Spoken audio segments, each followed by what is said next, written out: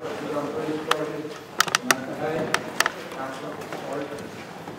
you. I just have a quick question. The announcement about restorative justice and the way forward for the police service hasn't really been very clear yet, and I'm very concerned about it, particularly obviously with the domestic violence review that's ongoing, because one of the problems with domestic violence is it's very hard for sort of a victim and a perpetrator to meet. And when I met with Cambridge Women's Day, the women were saying that mediation doesn't work because they always feel that they're being sort of oppressed by, I suppose, the person committing the violence.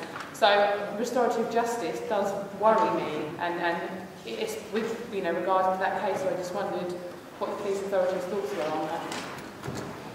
Thank you. Councillor Tierney.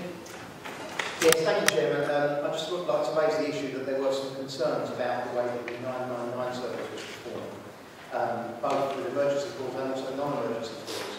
And I wonder if you would care to comment about whether that has been resolved and what measures are being taken to monitor the service to make sure that it is delivering service fit for purpose. Thank you. Any further questions? Yes, Councillor Steve.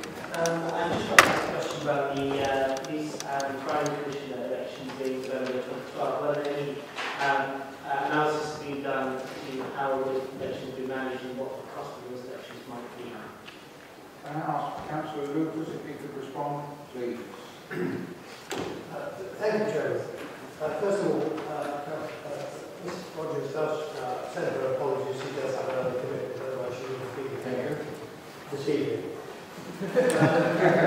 On the first question of restorative justice and linked to domestic violence, first of all, the application of restorative justice, which is building up in terms of popularity amongst a lot of the community, and particularly with parish councils, where there has been vandalism.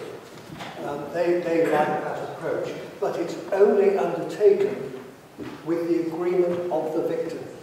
If the victim doesn't want restorative justice to be applied in a certain particular instance, well, that's it. They will follow the normal process of carrying out a caution prosecution or whatever the appropriate action would be.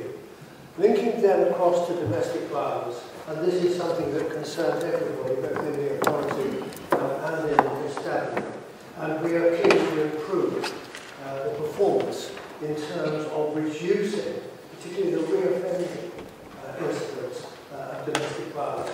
And to that end, rather than having isolated units dealing with domestic violence, they are setting up a dedicated unit for address domestic violence incidents, which will then have, immediately on call, the expertise of the profession to be able to deal with the case so that the local officer will have someone to refer to straight away. So we are looking at both those things together. The next question with regard to the 999 and 101 calls. The 999 calls performance is extremely good within Cambridgeshire. That has not been affected at all. It was the 101 calls that started in June, I think, alongside the old 0345 number. And a combination of introducing that new technology to deal with those, which was part of the cost-saving measures within the constabulary in order to try and more automate the response to the routine calls or non-emergency calls. And they admit that they went too far in terms of applying it, and now they've gone the other way, and the indications of the... this was looked at in the scrutiny committee within the police authority, and we wanted to know exactly what they were going to be doing to address this problem.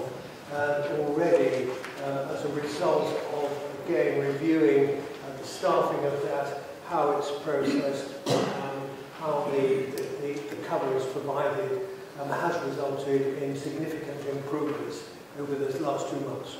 So we are almost back up to where we were before, and continuing to improve. So I hope that addresses that. Finally, with the Police and Crime Commissioner, I think it does say in the report that the elections are now going to be in November next year.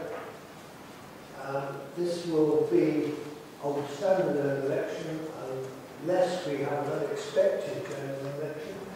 There are no other elections planned to be taking place at that time, and the government believes that the £150 million, I think it's going to cost to run that election, is worth it in terms of increasing the accountability for the constabulary being much closer to the community.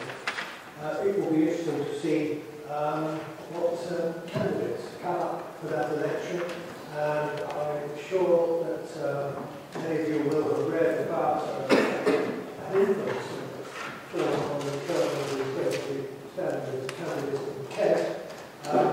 I have since been approached by a clutch of colonels in Cambridgeshire to look it out, about the opportunities of becoming a police and crime commission.